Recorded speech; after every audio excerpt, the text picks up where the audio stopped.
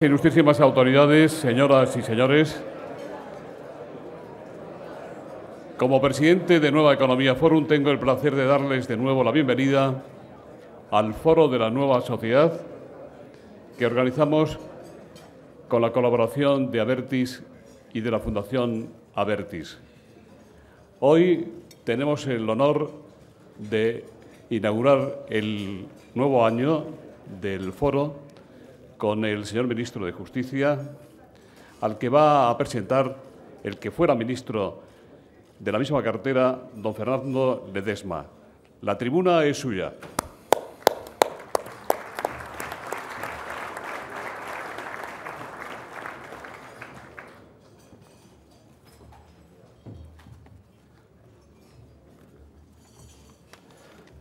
Señor ministro, autoridades, señoras y señores, confieso que es la primera vez que me veo en el trance de presentar a un ministro de Justicia en pleno ejercicio de sus funciones.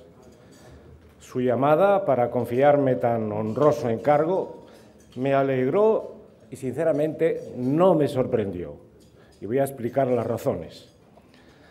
Algunos de ustedes quizás sepan que desde finales de los años 80 los exministros de Justicia almuerzan periódicamente con el titular del departamento para comentar los temas que con absoluta libertad y sinceridad se ponen espontáneamente sobre la mesa. En esos almuerzos participó el ministro Cabero, que en paz descanse, y los seguimos haciendo los exministros Lavilla, Mújica, de la Cuadra, Belloc, Mariscal de Gante, Acebes, Michavila, López Aguilar, Fernández Bermejo y quien les habla en este momento. El anfitrión actual es, claro, Francisco Camaño, inmejorable director de orquesta. El propósito de esos encuentros es pensar en voz alta sobre problemas que se han compartido y ayudar con absoluto desprendimiento a quien en ese momento asume la dirección política del Ministerio. La lealtad y el respeto recíproco son las señas de identidad de tales intercambios de opiniones. Lo que se sobrepone a todos nosotros es la búsqueda del bien común desde las diversas ideologías de los asistentes. Nunca ha habido un fallo, nunca nadie ha derrapado. Qué importante es, pienso, que quienes están o hayan estado en puestos políticos puedan dialogar francamente entre sí. En ese contexto se comprende que la llamada del colega no me sorprendiera. Señoras y señores, no voy a hacer la laudatio del ministro, la haría encantado, pero él se sentiría incómodo, pues es una persona sencilla y llana. Después daré algunos datos de su rico currículum vitae. Ahora, brevemente, destacaré su amor a Galicia, a la que vuelve en cuanto puede para recuperar la propia tierra, el mar, al lado de su mujer y sus dos hijas, su capacidad de trabajo, a la que acompaña su condición de fino diseccionador de la complejidad, su carácter dialogante y avenidor. Física e intelectualmente, basta ver su potente rostro, es serio y solvente. No es un improvisador, es un catedrático universitario de gran prestigio con una enorme vocación política. Cuando se le oye desarrollar su pensamiento, pone una palabra detrás de otra como si las esculpiese, con la seguridad de quien cree en lo que hace y antes ha reflexionado mucho sobre ello. Está comprometido con la socialdemocracia del siglo XXI. Los datos de su trayectoria personal, académica y política son los siguientes. Nació en Cee, La Coruña, en 1963. Obtuvo el doctorado en Derecho por la Universidad de Santiago de Compostela en el año 1990 con una tesis sobre el transfugismo político. Ha cursado estudios en las universidades extranjeras de Coimbra, Edimburgo, Bolonia y en el prestigioso Instituto Europeo de Florencia. En 1993, por oposición, se hizo profesor titular de Derecho Constitucional de la Universidad de Santiago. Desde ese mismo año hasta el año 2001 fue letrado del Tribunal Constitucional. En 2002 obtuvo por oposición la Cátedra de Derecho Constitucional de la Universidad de Valencia. Ha dirigido y participado en numerosos programas de investigación y cooperación jurídica internacional. Desde 2001 al 2004 fue director de la Fundación Democracia y Gobierno Local. Ha sido codirector de la excelente revista Cuadernos de Derecho Local. Antes de cumplir 40 años, subrayo esto, antes de cumplir 40 años, era ya autor de una importante obra científica. A ella pertenecen las siguientes publicaciones: El mandato parlamentario, el control de constitucionalidad de disposiciones reglamentarias, Jurisdicción y procesos constitucionales, en coautoría, El sistema político de Galicia, en colaboración con varios autores, El derecho de sufragio pasivo y la garantía constitucional de la inocencia, esta la última, publicada en el año 2003. Agradezco a mi respetado y querido presidente del Consejo de Estado, Francisco Rubio, haberme destacado el alto interés de dos trabajos del ministro, ambos publicados en la Revista Española de Derecho Constitucional. Uno se titula, en síntesis, el denominado contraamparo, y es del año 1996.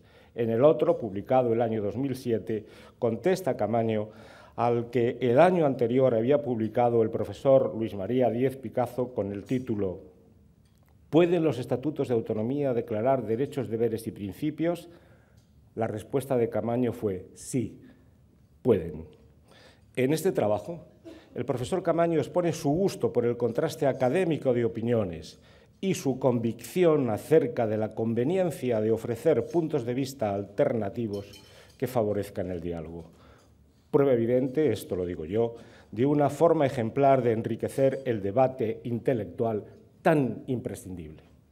Como responsable político, Francisco Caamaño ha sido secretario de Estado de Relaciones con las Cortes desde abril del año 2004 a abril del año 2008 y secretario de Estado de Asuntos Parlamentarios y Constitucionales desde abril del 2008 a febrero del 2009. Por Real Decreto de 23 de febrero de 2009 fue nombrado ministro de Justicia. No sé de qué va a hablar el señor ministro. Su departamento es, sin duda, uno de los más complejos y difíciles del Estado. Tiene competencias transversales relacionadas con los otros tres poderes del Estado y con las de otros muchos ministerios. Las transformaciones políticas que desde él se promueven repercuten sobre todas las capas de la sociedad y suelen afectar directamente al contenido esencial de los derechos fundamentales. Todo lo que toca el Ministerio de Justicia es de alta sensibilidad. El cumplimiento de las exigencias del Estado democrático y de derecho incumbe de manera principal, no exclusiva, a tal departamento. Y ya termino. Desear éxito al ministro de Justicia es deseárselo al conjunto de los ciudadanos. No ve a nadie en ello partidismo alguno. De los problemas resueltos todos nos beneficiamos, aunque el reconocimiento del beneficio dure menos que un suspiro. Son los problemas pendientes los que preocupan. Entre ellos están los que se refieren al buen funcionamiento de la Administración de Justicia. Por ello, el deseo de que la gestión del titular de San Bernardo sea acertada forma parte del patriotismo democrático que prioriza por encima de todo los intereses generales. Con independencia de a quién políticamente beneficie, una buena gestión en ese ministerio sirve para mejorar la condición humana. Nada más.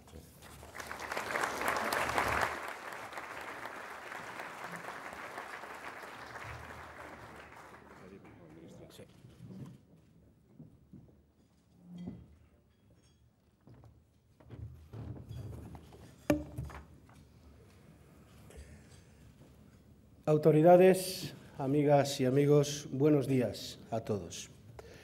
Es un honor que mis palabras vengan precedidas de quien, siendo el primer ministro de Justicia de un gobierno socialista, erigió las dos piedras angulares sobre las que se ha construido el funcionamiento de nuestro actual sistema de justicia: la Ley Orgánica del Poder Judicial de 1985 y la Ley de Planta y Demarcación del año 1988.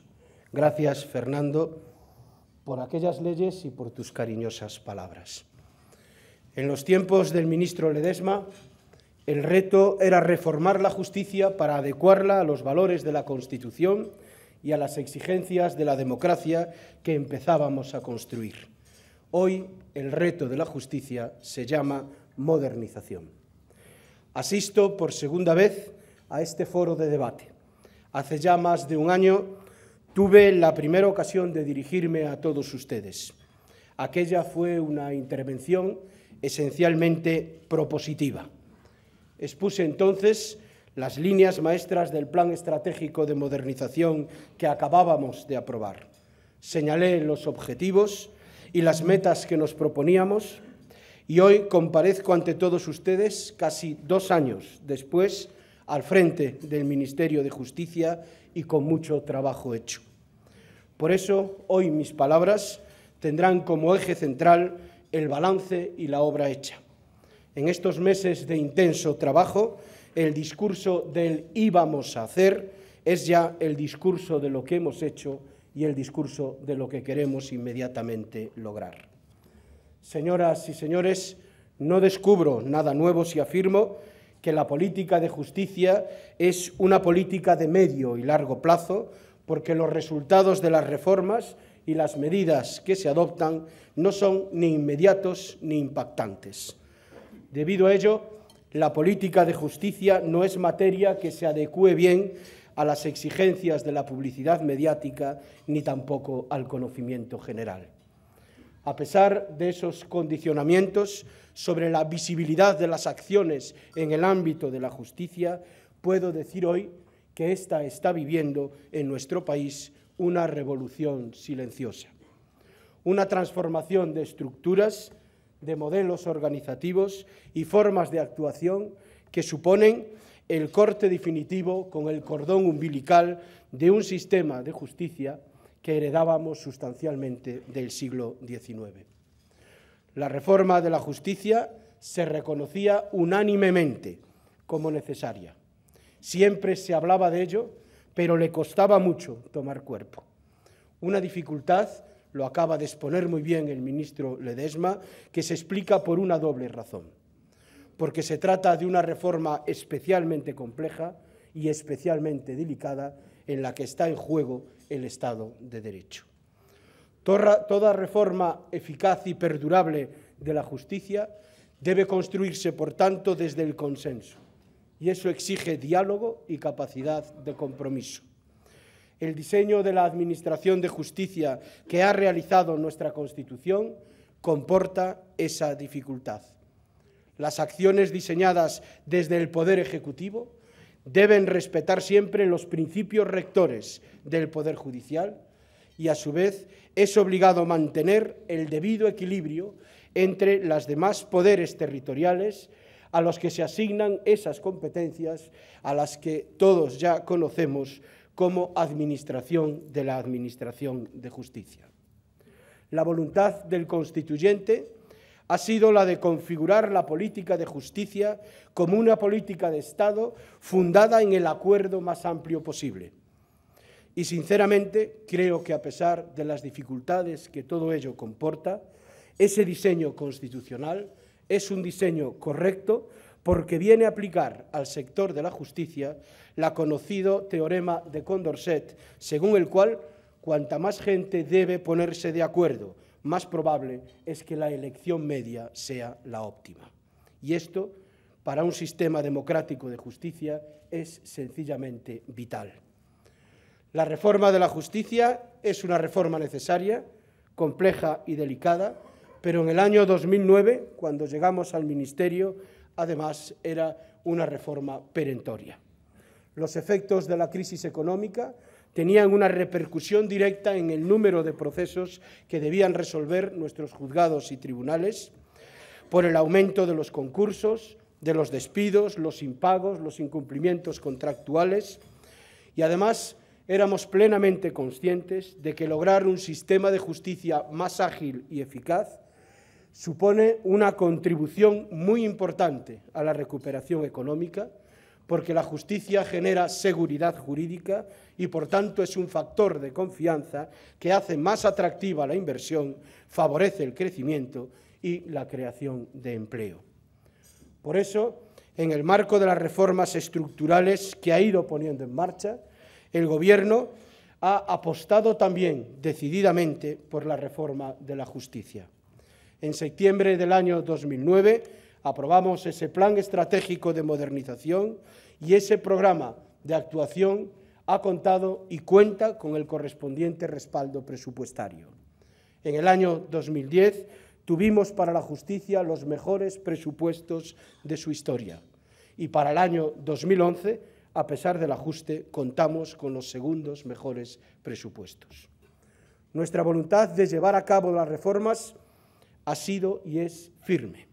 Desde el primer momento hemos trabajado para que nuestros compromisos se convierten en hechos. Y lo hemos realizado con discreción, con diálogo, pero también con determinación y coraje. La nueva oficina judicial, la NOJ, es un buen ejemplo. Desde la reforma de la Ley Orgánica del Poder Judicial del año 2003, la NOJ era, si me permiten la expresión, un no objeto jurídico. Estaba prefigurada en la ley, pero no había acuerdo sobre el modo de implantación. La NOJ era un tema de tesis doctorales y de monografías, pero no formaba parte de la realidad de nuestros juzgados y tribunales. Era una promesa de cambio, pero nada había cambiado. Nos pusimos manos a la obra. Acordamos con los distintos colectivos profesionales los detalles del modelo, limamos discrepancias y diferencias. Las leyes de reforma procesal para implementar la nueva oficina fueron aprobadas por las Cortes Generales prácticamente por unanimidad. Pusimos en marcha los diversos planes de formación del personal, acordamos y aprobamos las nuevas relaciones de puestos de trabajo, impulsamos los cambios de infraestructuras necesarios y lo que desde el año 2003 era una promesa, desde noviembre del año 2010 es una realidad en los juzgados de las ciudades de Burgos y Murcia y próximamente lo será también en Ciudad Real, Cáceres, León, Cuenca, Ceuta, Melilla, Mérida y Palma de Mallorca. Y así en todo el ámbito territorial donde mantiene sus competencias el Ministerio de Justicia. Estamos ante una crisis económica profunda que nos ha obligado a todos a replantearnos muchas cosas sobre la sociedad que queremos construir. ¿Qué es hoy realmente valioso? ¿Qué valores debemos promover para garantizar la sostenibilidad de nuestro modelo de convivencia? ¿Qué principios deben regir la acción pública en estas graves circunstancias? Para el Gobierno, la cohesión social es un valor principal. La crisis no puede disolver los lazos de solidaridad que construyen un país. Al contrario, debe preservarlos en la acción de gobierno, debe protegerlos y por eso, a pesar de la austeridad en las cuentas públicas y el objetivo de la reducción del gasto, el mantenimiento de las políticas sociales es una prioridad a la que se destina el 58% del gasto presupuestario. Pero junto a ese valor nuclear, para construir una sociedad democrática avanzada, la crisis ha puesto de relieve la importancia de otros valores, tanto para la acción pública como para el ámbito personal o privado. Hoy debemos poner el acento en valores como la responsabilidad o el trabajo bien hecho, valores a los que subyace tener en cuenta los intereses y las necesidades de los demás, más allá de la mirada cortoplacista y ceñida al propio beneficio. Son valores que debemos exigirnos y que debemos exigir. Las reformas que el país necesita no son fáciles, pero para salir de la crisis no vale el no permanente ni la abstención. No vale la queja ni la crítica fácil en forma de eslogan. Hace falta compromiso y voluntad de hacer. Cuando solo se habla para ganar las elecciones y no para ofrecer ideas y propuestas que fortalezcan a España, es claro que el objetivo que se persigue no es el del conjunto de la nación. Es tiempo de responsabilidad y el Gobierno no va a cejar en su empeño para llevar adelante las reformas que el país necesita, afianzar el crecimiento económico y generar empleo. Es tiempo de arremangarse y trabajar y no de apoltronarse y esperar. Señoras y señores, con este espíritu de determinación y firmeza es con el que estamos trabajando en la reforma de la justicia.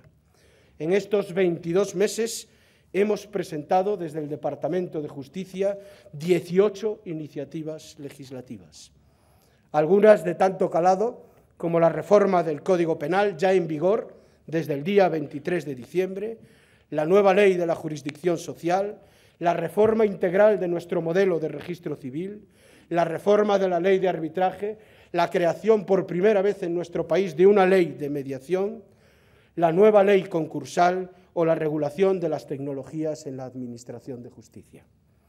El programa legislativo que estamos desarrollando, así como las distintas medidas organizativas y de modernización tecnológica, responde a un conjunto de principios y valores que creemos que deben marcar la justicia que queremos para España. Trabajamos por una justicia que promueva y favorezca la responsabilidad. Uno de los factores que inciden en el funcionamiento de la justicia es la marcada tendencia al aumento de la litigiosidad, al menos en la cultura y en la sociología de nuestro país. El año pasado ingresaron más de 9 millones de asuntos ante los tribunales de justicia, un máximo histórico. En este contexto es necesario promover mecanismos que responsabilicen a las partes en la solución de conflicto, como la mediación y el arbitraje, de modo que el recurso al servicio público de justicia no sea el único modo de resolución de controversias. Asimismo, promover la responsabilidad es enfatizar que el derecho a la tutela comprende el derecho a una respuesta judicial fundada en derecho, pero no un derecho incondicionado a los recursos. Por eso implantamos el depósito para recurrir como medida para desalentar los recursos infundados y en el anteproyecto de agilización procesal que hemos presentado el mes pasado hemos eliminado el recurso de apelación en los juicios verbales de reclamación de cantidad hasta 6.000 euros y hemos actualizado la cuantía mínima para recurrir en casación en los órdenes civil y contencioso, pasando de los actuales 150.000 euros a los 800.000 euros. Reforzamos así el papel de nuestro Tribunal Supremo como cúspide del Poder Judicial del Estado, que debe ocuparse de asuntos verdaderamente relevantes.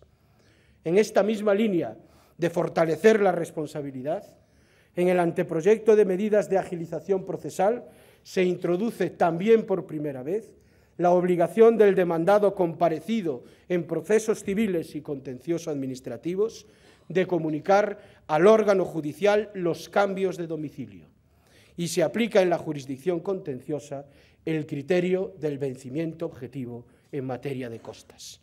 No nos podemos permitir que el hipergarantismo que puede existir en algunas parcelas de nuestro ordenamiento jurídico sirva para cobijar a rinconetes y cortadillos que transitan por el sistema judicial en perjuicio de los derechos y de los intereses legítimos de muchos ciudadanos de nuestro país. Trabajamos por un sistema de justicia que apueste por el trabajo bien hecho. Ese compromiso de buen hacer lo tienen ya todos los profesionales que sirven en ella: jueces, fiscales, secretarios, empleados públicos al servicio de la Administración de Justicia.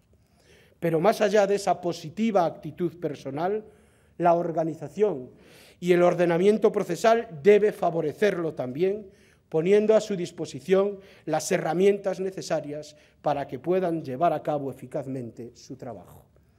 Para promover ese trabajo bien hecho, y, por tanto, incrementar la calidad de nuestro sistema de justicia y el grado de satisfacción de los ciudadanos que acuden a él, estamos desarrollando una intensa política de modernización tecnológica. Hoy, el 100% de los juzgados y tribunales del territorio responsabilidad del Ministerio de Justicia cuentan con el sistema de correo securizado LESNET, que permite el envío y la recepción de documentos judiciales a los diferentes operadores jurídicos por cauces telemáticos. También el 100% de los órganos judiciales de ese territorio están dotados de salas de vistas con sistemas digitales de grabación audiovisual y videoconferencia.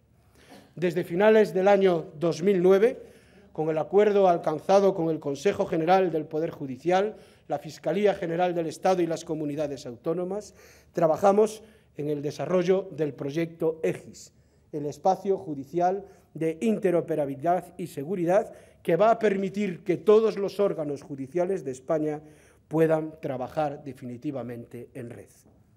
Hemos iniciado la implantación del expediente digital, que en pocos meses estará plenamente operativo en la Audiencia Nacional, en la Fiscalía de la Audiencia Nacional y también en la Fiscalía Especial Antidroga. Esta política de modernización la hemos aplicado igualmente al registro civil. Se han digitalizado los libros de los registros civiles municipales y hemos iniciado ya el proceso de digitalización de los libros existentes en todos los juzgados de paz de nuestro país.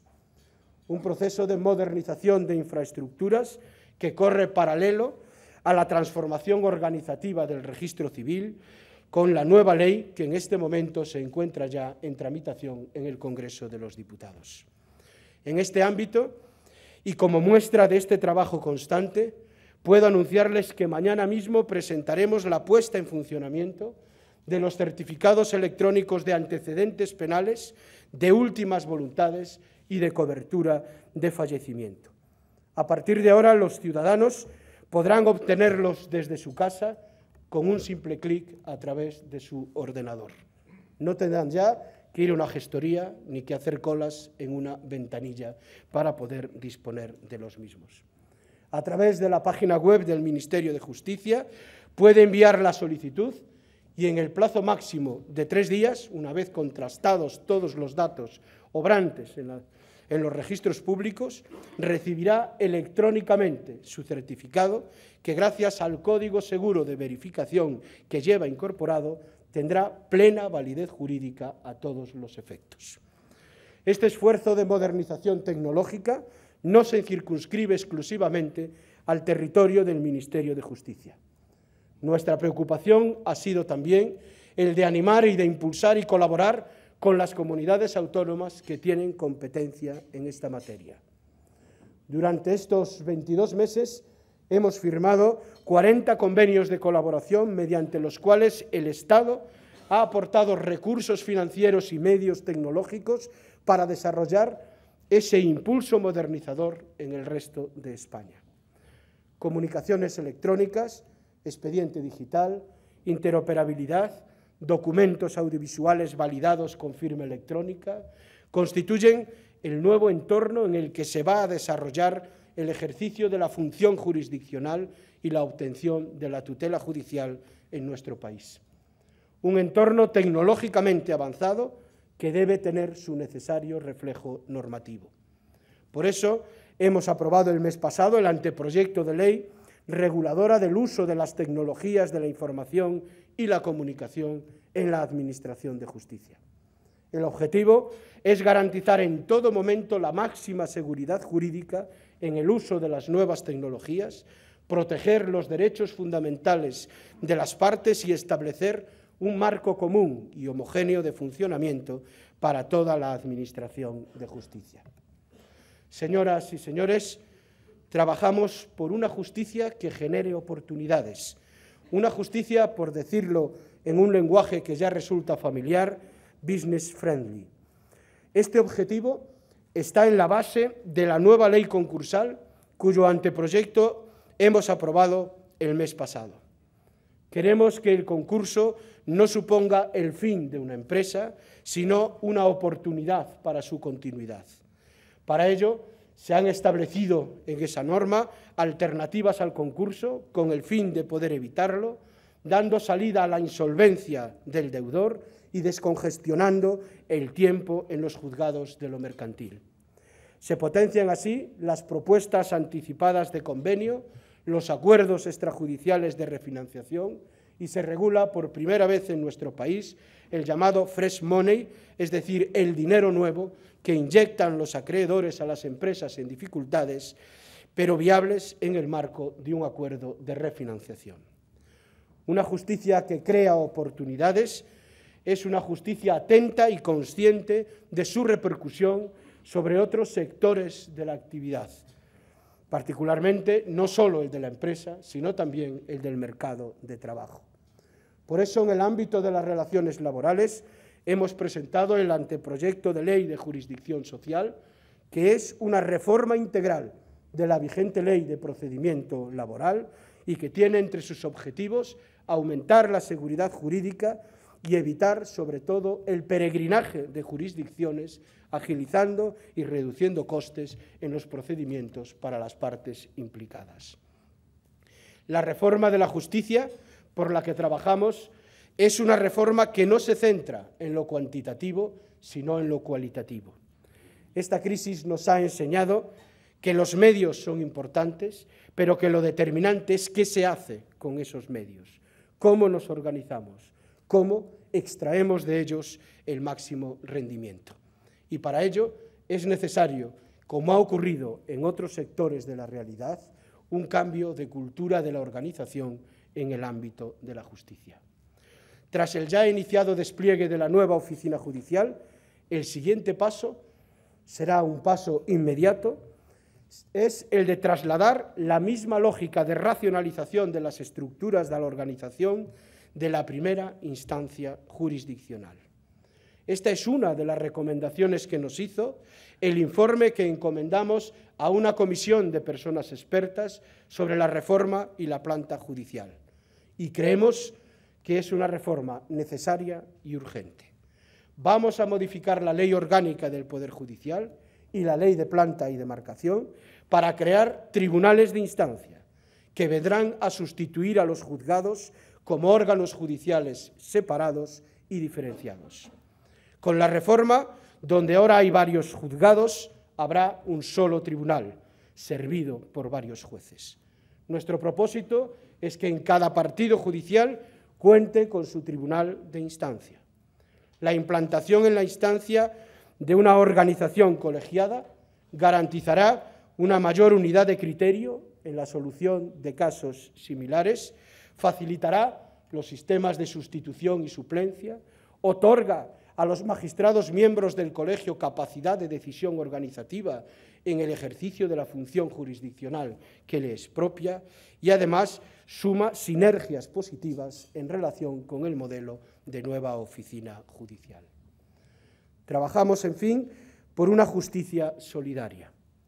A pesar de las medidas de austeridad, mantenemos nuestra política de cobertura de la justicia gratuita para auxiliar a los ciudadanos que acreditan insuficiencia de recursos económicos y para el próximo año destinaremos solo el Ministerio de Justicia, no cuento aquí las comunidades autónomas con competencia en la materia, 32 millones de euros.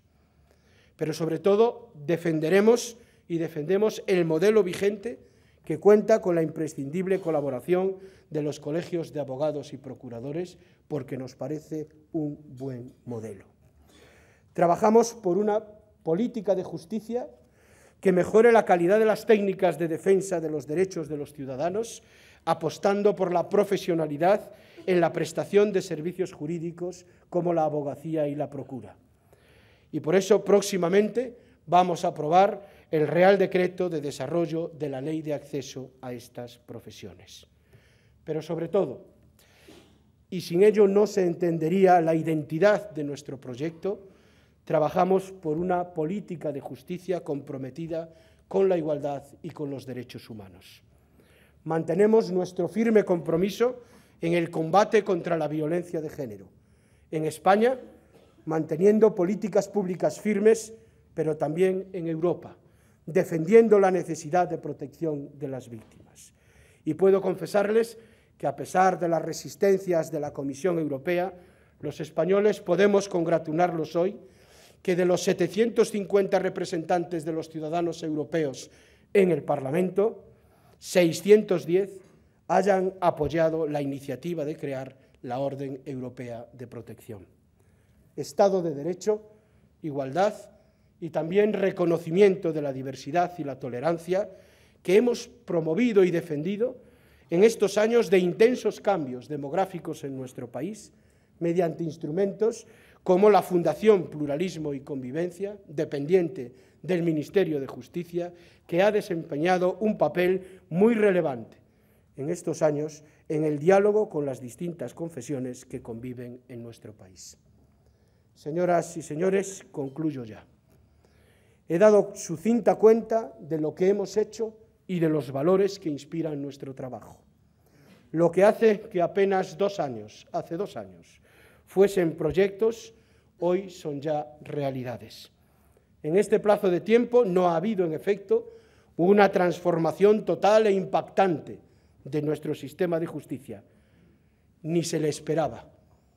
Actuar en el sector de la justicia, como decía, requiere diálogo y prudencia, requiere consolidación de cada paso.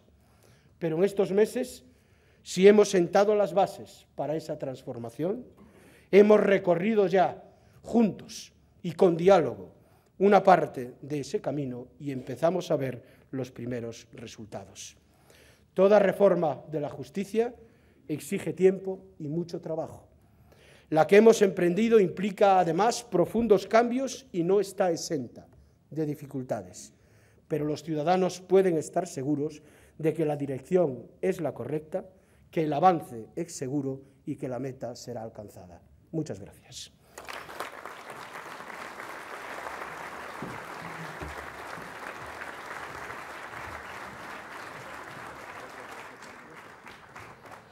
Señor ministro, excelente intervención, como siempre, la suya. Don Antonio San José, periodista, va a ser el moderador del coloquio nuevamente esta mañana. Muy buenos días, muchas gracias. Señor ministro, ¿será capaz el Gobierno de dar la vuelta a la mala imagen que tiene la justicia en la percepción de los ciudadanos en este país? Nosotros, y no solo el Gobierno, todas las instancias vinculadas con las competencias de justicia, la Fiscalía General del Estado, el Consejo General del Poder Judicial, las comunidades autónomas con competencia en la materia, nos hemos fijado unos objetivos sustanciales que pretenden fundamentalmente mejorar la calidad del servicio de justicia y que además los ciudadanos lo puedan apreciar lo antes posible. Y para ello era necesario acometer reformas desde muy diversos ángulos, porque el modelo actual que tenemos de justicia es heredero en gran parte de las estructuras que se construyeron en el siglo XIX. Y tocar la justicia no significa poder parar hoy y al día siguiente comenzar con un proyecto nuevo. Hay que hacerlo a la par. La justicia no puede parar, pero a la vez tiene que transformarse a sí misma. Y el proceso, con la colaboración de todos, se está dando y de manera acelerada en nuestra Administración de Justicia.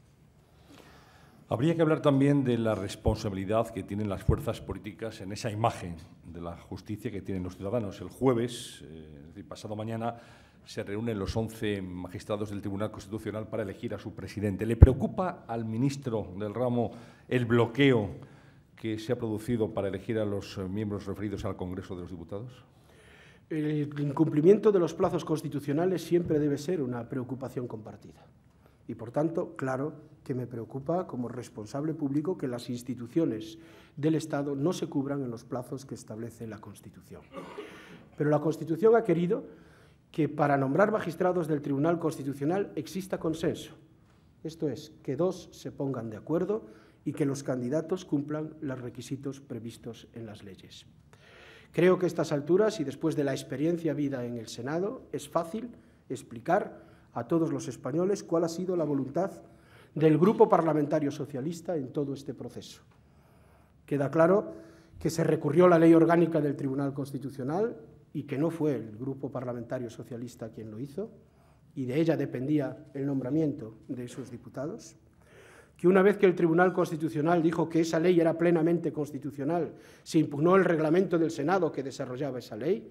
Esa impugnación no la hizo el Grupo Parlamentario Socialista, que se puso en marcha un proceso donde todas las comunidades autónomas propusieron los candidatos que estimaron oportuno, pero que hubo algunas comunidades autónomas y una opción política que constriñó esa configuración legal y reglamentaria validada por la Constitución, presentando un número de candidatos muy limitado, imposible prácticamente de alterar o de negociar, que a pesar de todo ello se ha procedido a la renovación en el Senado y nosotros lo que queremos es que también se produzca y lo antes posible en el Congreso de los Diputados, por parte del Congreso de los Diputados.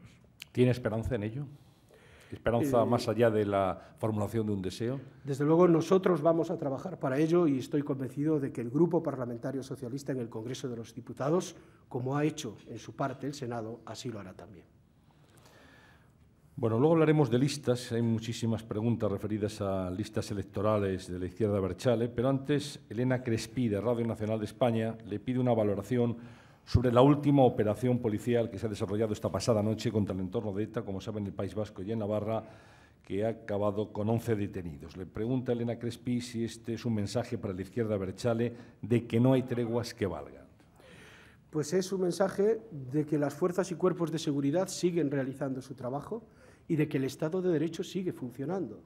Es algo que ha dicho el presidente del Gobierno como consecuencia de este comunicado, este último comunicado de la banda terrorista ETA.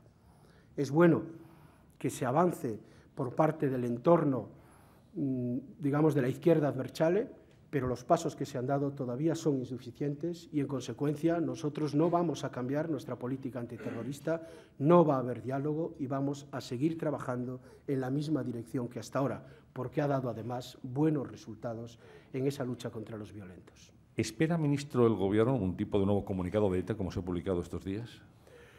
Se ha dicho muchas veces y es casi un tópico, pero creo que es conveniente reafirmarlo. Lo único que se espera de la banda terrorista es su propia disolución. Es el único comunicado que realmente puede interesar. Que se ha acabado toda forma de violencia y que se han disuelto como organización. Eva Llamazares, de Onda Cero, dice: ¿cómo evitaría el Gobierno la presencia de Batasuna en las elecciones si sus miembros se integraran en listas de partidos legales como Eusko Alkartasuna?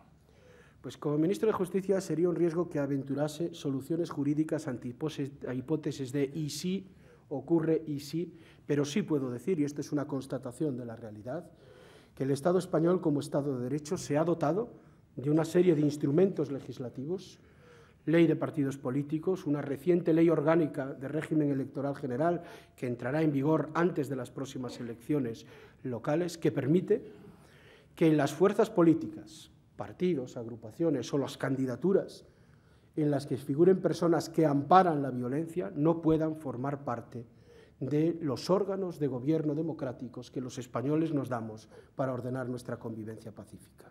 Y quiero decir además que esa ley de partidos políticos, cuestionada en algún momento, tiene el respaldo del Tribunal Europeo de Derechos Humanos.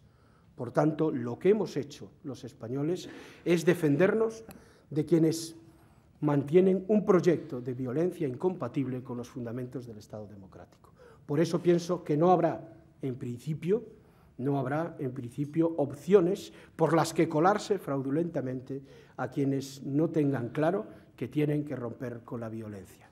Ahora bien, son los tribunales de justicia, esto es lo propio de un Estado de Derecho, quienes tienen que decidir a la luz de cada caso concreto.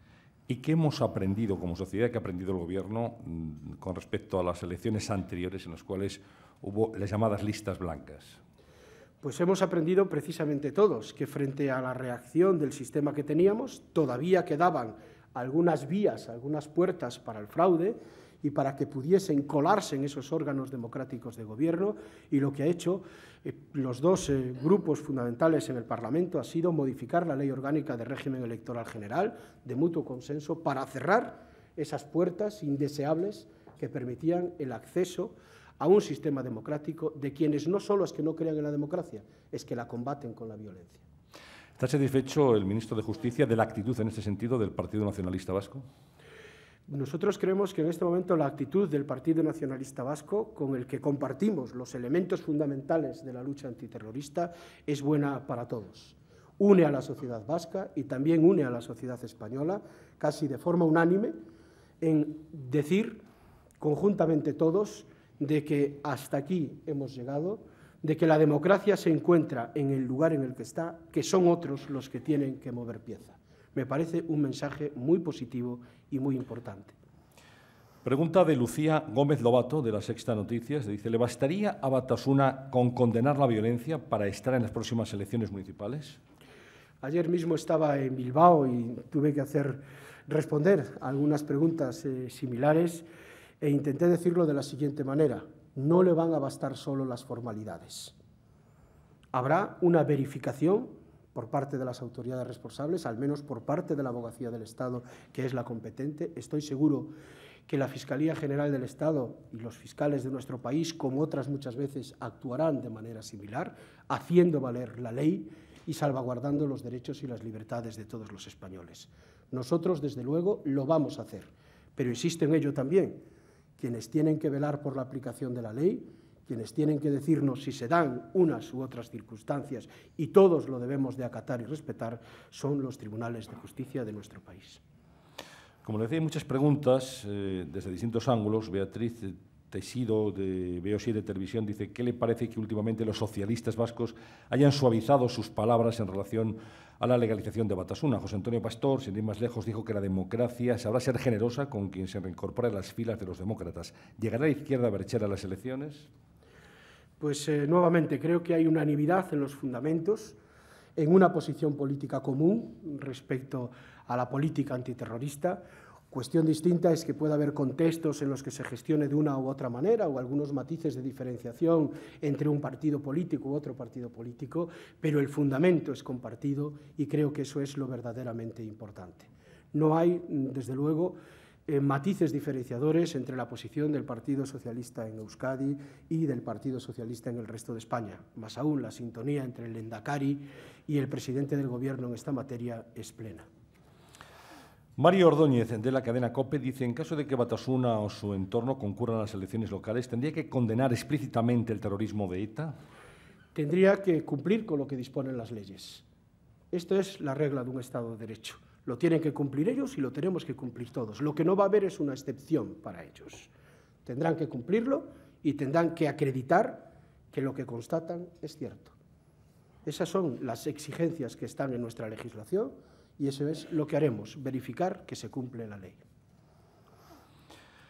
Más cuestiones. Desde la agencia Europa Press le dicen: ¿se plantea el Gobierno ofrecer medidas de seguridad al juez Pedraz en su viaje a Irak, teniendo en cuenta el riesgo de este desplazamiento y a pesar de ser voluntario? ¿Cree que este viaje aumenta el peso de la investigación sobre el caso Couso?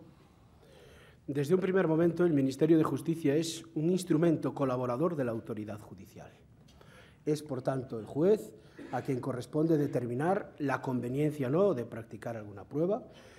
Existía en marcha una comisión rogatoria que sí tiene que tramitar el Ministerio de Justicia. Para que las comisiones rogatorias se puedan llevar a efecto, se requiere la colaboración de la autoridad del otro Estado. Este otro Estado tardaba en su respuesta, cosa que ocurre a menudo en las relaciones internacionales, para poder practicar este tipo de pruebas. El juez acordó que a su juicio no era necesaria una comisión rogatoria, que bastaba con una simple comisión judicial. El Consejo General del Poder Judicial se la ha autorizado y nosotros hemos puesto todos los medios, como Ministerio de Justicia, a servicio del juez y de la comisión judicial. Hemos gestionado el viaje con las autoridades diplomáticas, sacado los billetes e intentado establecer todas las medidas de seguridad, pero se trata de una zona de alto riesgo, y así nos lo advierten nuestros servicios exteriores diplomáticos. Se trata de un lugar donde no tenemos una complicidad o una colaboración expresa de las autoridades del otro país y, por tanto, nuestro deber era advertir al juez, que es la autoridad responsable de esa comisión judicial, de los riesgos de seguridad que existían.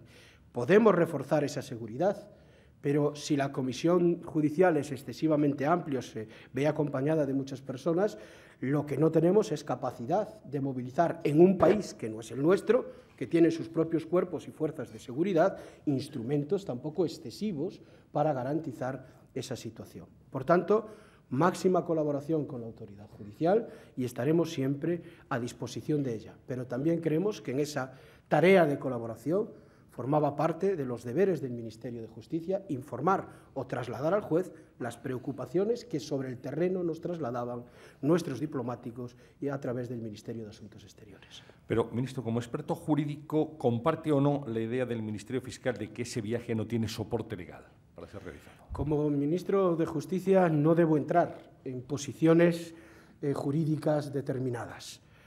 he como dicho que especialista, había una comisión rogatoria, no puedo diferenciar mi condición de especialista de mi condición de ministro de Justicia.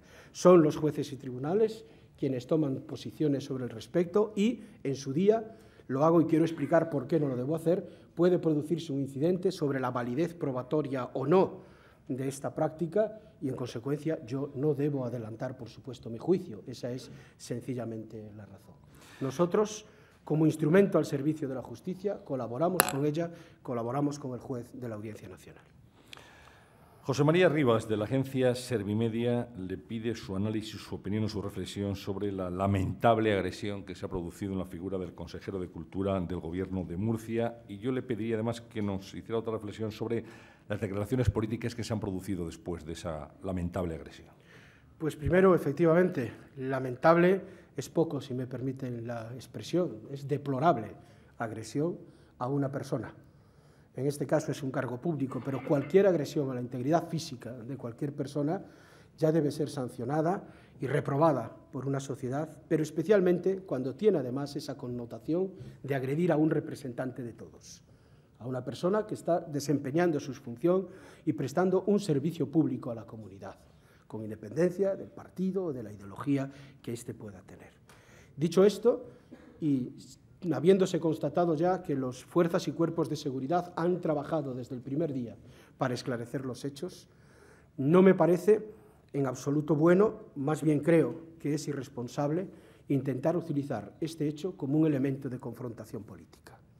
Es democráticamente un error, no conduce a nada, más bien a todo lo contrario, y por eso no comparto la utilización política que se ha querido hacer de este hecho, que es un incidente aislado, que será investigado, como otros muchos, por los cuerpos y fuerzas de seguridad, sobre todo cuando desde la lealtad institucional el propio Gobierno se ha puesto inmediatamente en contacto con las autoridades de la comunidad autónoma para oírla y para atender cuantos requerimientos y necesidades de seguridad tuviese. ¿Cómo va a afectar, ministro, la crisis económica a la convocatoria de oposiciones a la carrera judicial? ¿Es partidario de retrasar la edad de jubilación de los jueces y del personal de las oficinas judiciales? De retrasar la edad de jubilación tenemos un debate muy interesante en este momento en nuestro país y no solo concernido al ámbito de los jueces. Por tanto, deberíamos ver también cómo está el debate general y acomodar la posición de la judicatura a ese contexto. Nuestra voluntad es que el plan de modernización se cumpla. Dijimos que nuestro país tenía un déficit de jueces y de fiscales. Era cierto, es cierto y se puede efectivamente constatar. Hemos hecho una propuesta pública de convocatoria de plazas y de oferta de plazas en el ámbito de la jurisdicción y en el ámbito de la Fiscalía y vamos a cumplir nuestros objetivos. Es verdad, sin embargo, en lo que respecta a este año, que si ponemos en marcha los tribunales de instancia, tendremos que pensar también en cómo ir cubriendo estos objetivos, porque se va a producir un efecto diferenciador. Hoy, para sacar una plaza de juez, que insisto, son titulares de la potestad jurisdiccional que nuestro país necesita, sin embargo, es necesario crear un juzgado. Por tanto, un juez es algo más que un juez. Un juez es un juez, un secretario y 8 o 9 funcionarios de justicia. Tenemos falta de jueces y de fiscales, pero, sin embargo, utilizando una estadística comparada con los países de nuestro entorno, no tenemos una falta, más bien estamos bastante por encima del personal al servicio de la Administración de Justicia. Estamos modernizando las estructuras y, por tanto, reordenando también todo el conjunto de empleados públicos al servicio de esa Administración. Y ahí tenemos que hacer cálculos sobre cómo, en tiempos de austeridad, ganar en eficiencia sin incrementar, capítulo 1, ganar en eficiencia, por tanto, acondicionando la plantilla ya existente. En el caso de los jueces y fiscales, como decía, vamos a continuar, porque son necesarios en nuestro sistema, con las previsiones del plan de modernización, pero queremos ajustarlo a estos cambios y a estas transformaciones. Lo hablaremos con el Consejo General del Poder Judicial, con la Fiscalía General del Estado, y veremos cómo lo podemos hacer para poner en marcha lo antes posible los tribunales de instancia, convocando plazas ad hoc para este tipo de tribunales. Pregunta de Esther Molina, de Popular Televisión, dice: ¿por qué a fecha de hoy el Gobierno de España no ha emitido ninguna nota de condena, como se han hecho Francia o Alemania, acerca de los episodios violentos contra cristianos en Irán o Nigeria? ¿Apoyarán las mociones que en ese sentido van a presentar UPN y Partido Popular? Desconozco, sinceramente, desconozco por qué los servicios exteriores, si están en ello o no están en ello, pero en todo caso sí le puedo decir que el Gobierno de España ya ha dado pruebas de ello allí donde se vulneran derechos fundamentales, y sin duda la libertad religiosa y de creencias lo es, y de primera línea. Ha siempre estado a favor de los derechos y condenando todo tipo de actitudes contrarias a los mismos. Lupe Ortiz, de Onda Madrid, dice: ¿cómo debería quedar finalmente regulado el uso del velo islámico en las escuelas? El Tribunal Superior de Justicia de Cataluña acaba de dejar en suspenso la prohibición de usarlo en lugares públicos impulsada por el Ayuntamiento de Lleida. ¿Usted qué opinión tiene al respecto? Yo creo que, en primer lugar, deberíamos hacer una reflexión en la que encuadrar, aunque sea una reflexión muy breve, este tipo de cuestiones.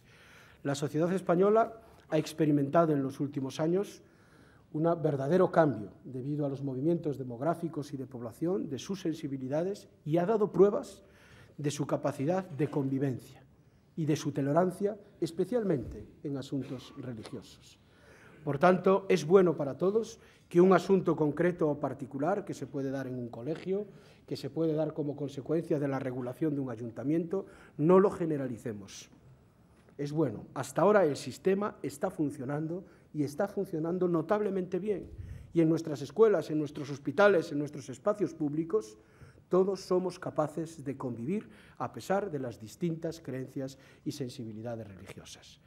En este momento, y como consecuencia de un cierto episodio de impulso sobre prohibiciones o no prohibiciones del burka, que ya parece un poco del ayer, hay un proceso judicial pendiente en el que se ha tomado una decisión, que es la suspensión cautelar, algo habitual dentro del funcionamiento de los tribunales de justicia para proteger especialmente derechos fundamentales de las personas, y por tanto lo único que me merece esa decisión es que forma parte de la naturaleza propia de un proceso judicial y que son los jueces finalmente los que tienen que resolver aplicando el artículo 16 de nuestra Constitución y las leyes de desarrollo de la misma.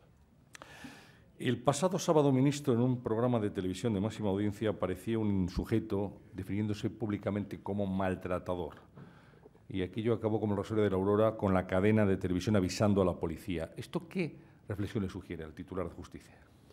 Pues primero, si es realmente un maltratador, y se puede así acreditar, y existen pruebas de ello, la primera de las reflexiones es que proceda las autoridades pertinentes, las fuerzas y cuerpos de seguridad, a su detención y después a ser enjuiciado por parte de los tribunales.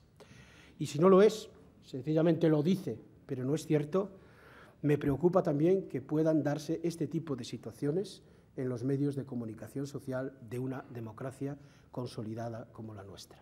Es verdad que los medios no son responsables de lo que dicen las cosas, pero desde luego cuando estas ocurren deberíamos al menos censurar a la persona o a las personas, si fuese otro tipo de casos, que utilizan los espacios de comunicación públicos o privados, pero de comunicación de masas, para transmitir mensajes claramente contrarios a los fundamentos de nuestra convivencia. Una pregunta acerca de la nueva ley concursal. Dice: ¿qué calendario tiene esta nueva ley y puede considerársela como parte de la estrategia de salida de la crisis y del pacto social? El calendario es remisión a las Cortes Generales lo antes posible y esperemos que allí tenga una buena tramitación. He de decir que la vigente ley concursal es una ley de éxito porque tuvo un gran consenso parlamentario.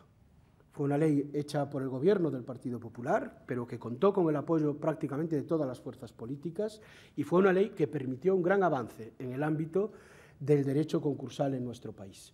Pero era una ley pensada para periodos de bonanza.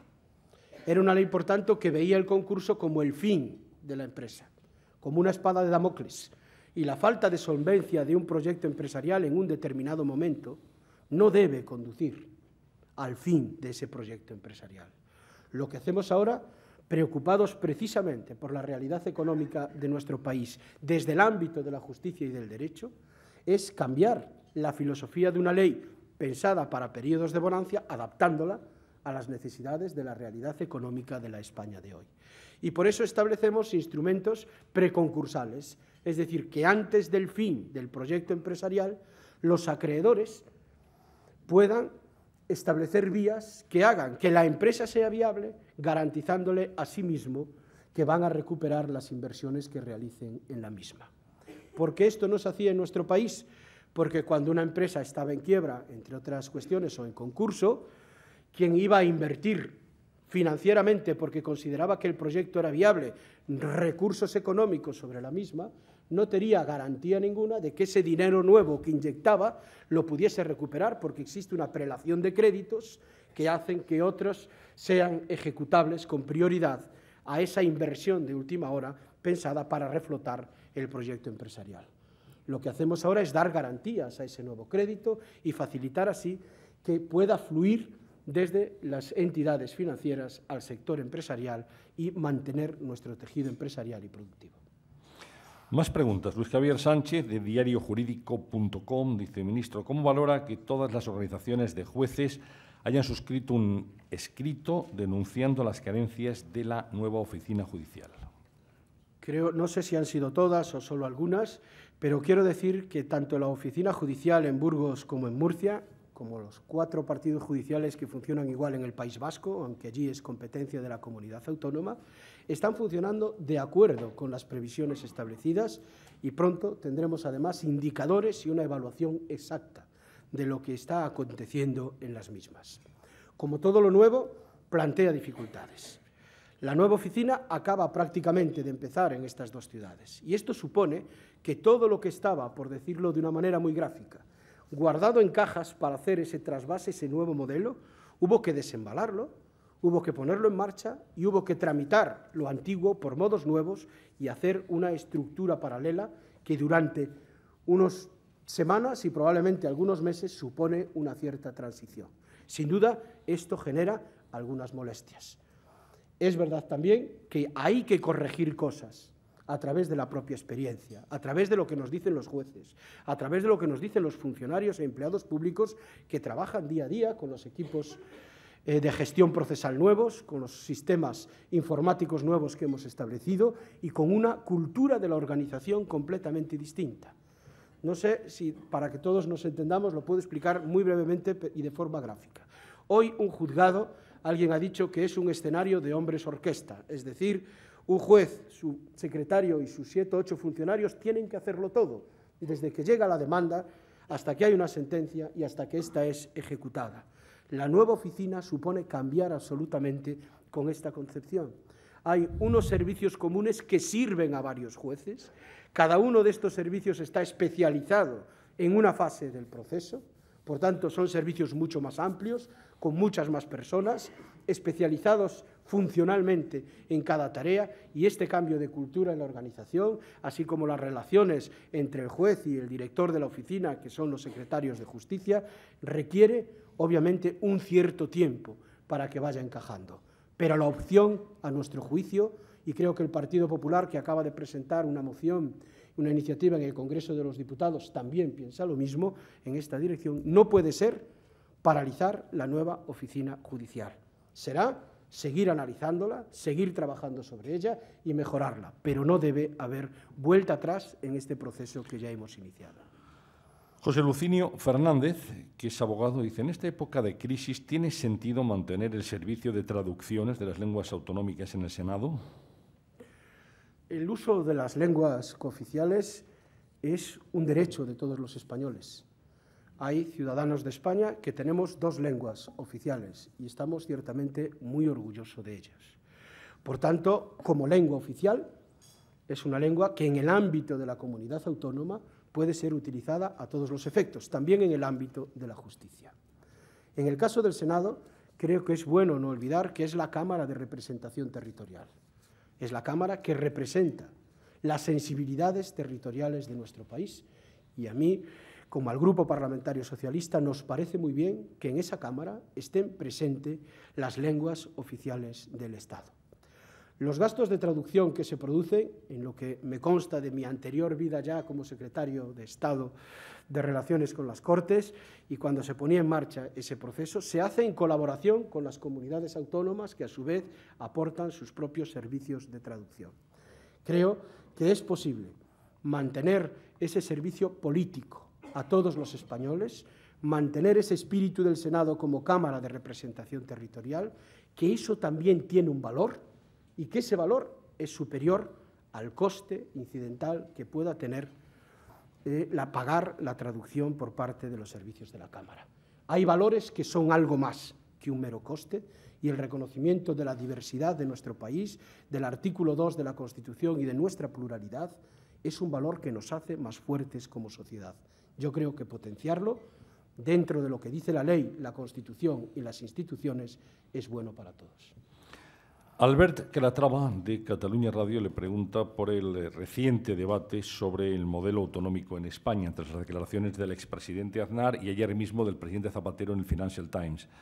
¿Considera que se tienen que poner en marcha mecanismos para evitar la duplicidad de competencias entre Administración central y comunidades autónomas? Sí, al expresidente Aznar nunca le gustó el título 8º de la Constitución, por tanto, no me sorprende en absoluto el contenido de sus declaraciones.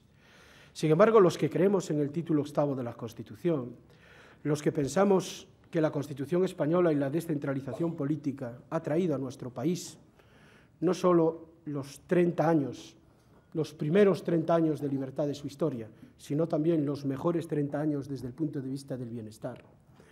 Los que creemos que planificar desde el centro produce omisiones que generan desigualdades quizá mucho más graves que las que son consecuencia del ejercicio del derecho a la autonomía, pensamos que es posible, en épocas de austeridad y de contención del gasto, encontrar mecanismos, como ha subrayado el presidente del Gobierno, de colaboración, de coordinación entre las comunidades autónomas, para evitar duplicidades, para evitar gastos innecesarios o no eficientes, pero pensamos también que todo esto se puede hacer respetando el espíritu de la Constitución de 1978, respetando su título 8º y los estatutos de autonomía.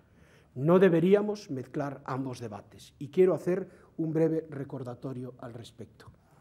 España solo ha tenido libertad cuando ha sido consciente de su diversidad territorial. Hemos tenido 2 constituciones democráticas en nuestra historia y en las 2 se unió reconocimiento del derecho a la autonomía con reconocimiento a la libertad. Podríamos hablar de aquel lema que se utilizaba en los años 77 o 78, ya no lo recuerdo, 77 imagino, de libertad, amnistía y estatuto de autonomía. No lo olvidemos nunca. Bueno, 2 últimas preguntas. Elena Herrera Domínguez, de Diario Público, le hace referencia a una cuestión que se plantea en su tierra gallega. Dice, ¿qué opinión tiene sobre el decreto de medicamentos genéricos del Gobierno de Galicia y si su implantación supone una merma de derechos de los pacientes gallegos con respecto a los del resto del país? Este es un buen ejemplo precisamente para explicar cómo se pueden hacer las cosas cuando se tiene voluntad de hacerlas y de manera ordenada, solamente que es al revés. Es una comunidad autónoma, en este caso la Comunidad Autónoma de Galicia, que en el ejercicio de sus competencias ha decidido adoptar una decisión que, por decirlo de forma plástica, rompe la unidad de caja, que es la caja del medicamento, en este caso de la Seguridad Social, no la unidad de caja del sistema. Y, por tanto, establece un catálogo propio de genéricos de manera tal que corremos el riesgo de que un ciudadano de otra comunidad autónoma que tiene una medicación determinada por su médico, al llegar a Galicia, tenga que ser convertida, traducida, y no le sería exactamente suministrada. Y esto, sin hacerlo el propio médico que lo ha atendido, supone un riesgo desde el punto de vista del funcionamiento del sistema y, sobre todo, una quiebra de la igualdad. Se alega también razones de ahorro económico que no voy a discutir, pero todos sabemos que hay medicamentos que contienen 3 genéricos. Lo que habrá ahora son 3 medicamentos para sustituir al primero, con lo cual también puede existir una duplicidad de costes en todo este proceso. Pero si esto ha sido recurrido por la Abogacía del Estado, no es por ninguna de estas razones, sino sencillamente porque va en contra de las competencias que en relación con el sistema de salud tiene el Estado. Y de la misma manera que el Estado debe respetar las competencias de las comunidades autónomas, es evidente que las comunidades autónomas deben respetar las competencias del Estado.